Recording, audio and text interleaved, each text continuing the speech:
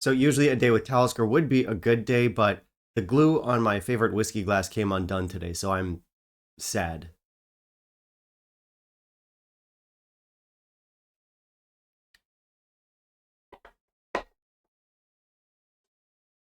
It's a Talisker 2023 special release today. Stick around.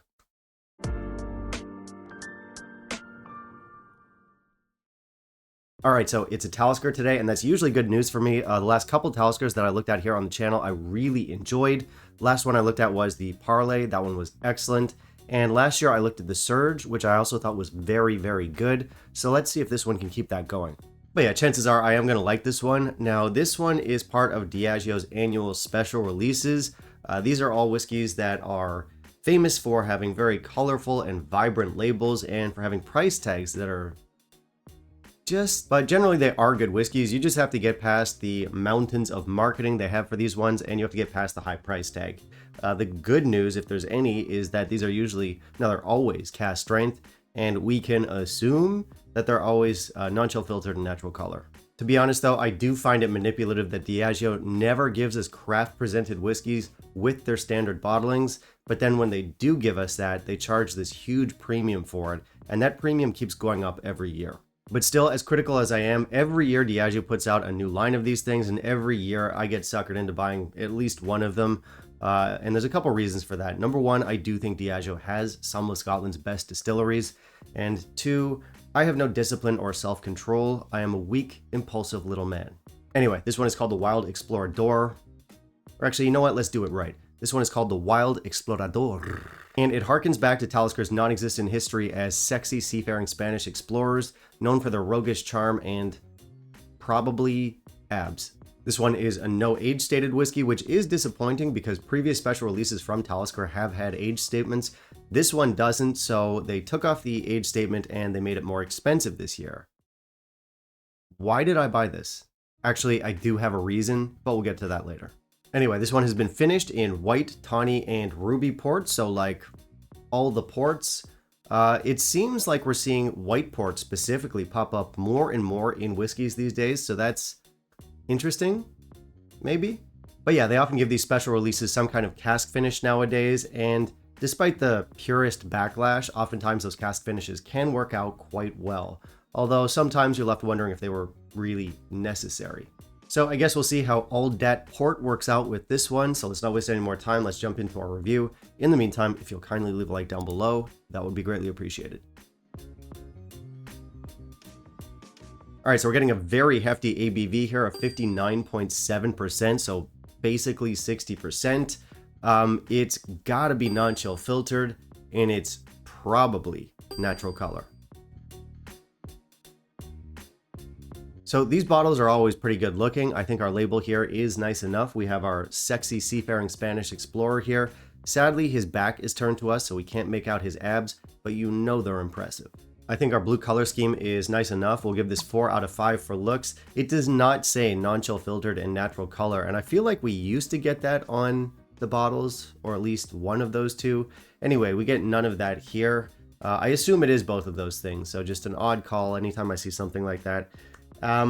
We do get the casks, and that's about it for information, so very limited info here.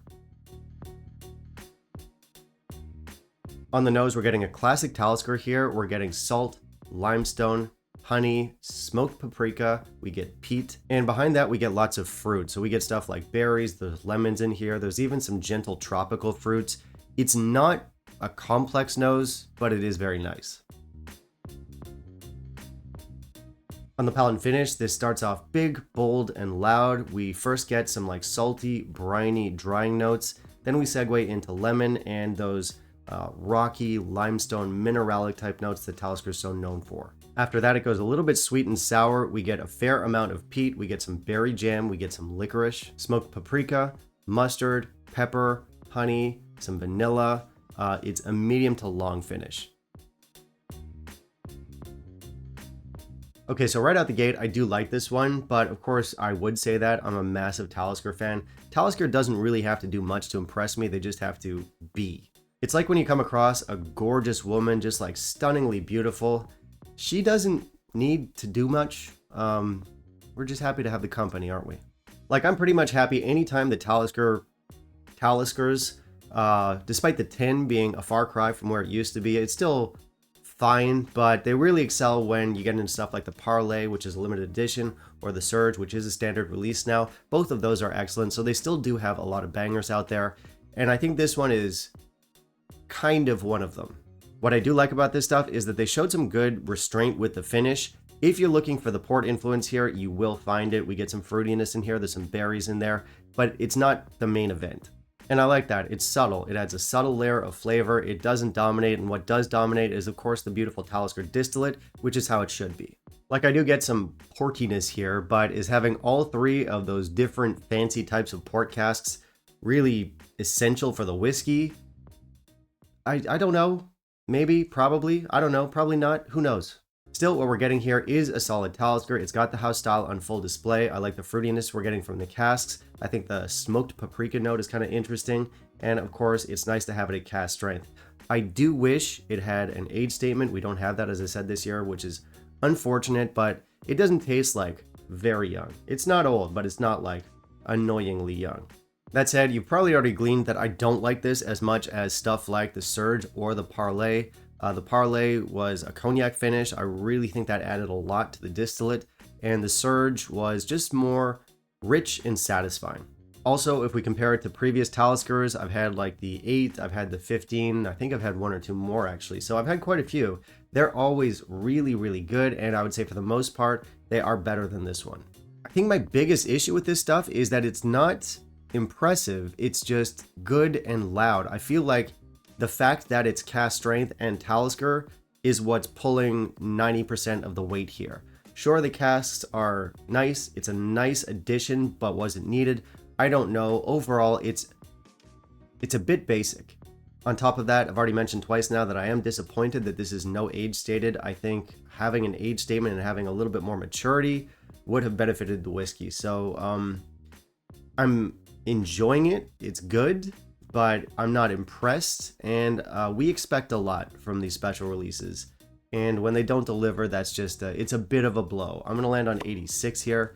It still tastes very good, and it still is good. Anyway, before I say terrible things about value, I do want to give a quick thank you to all my patrons and channel members. Guys, thank you so much for the support, and if you want to help out, if you want to help keep the channel financially sustainable and independent, there are a number of ways that you can help. I have both Patreon and PayPal listed down below. Anything and everything helps, guys. And again, massive thank you to those of you who are already helping with the channel. It means a lot.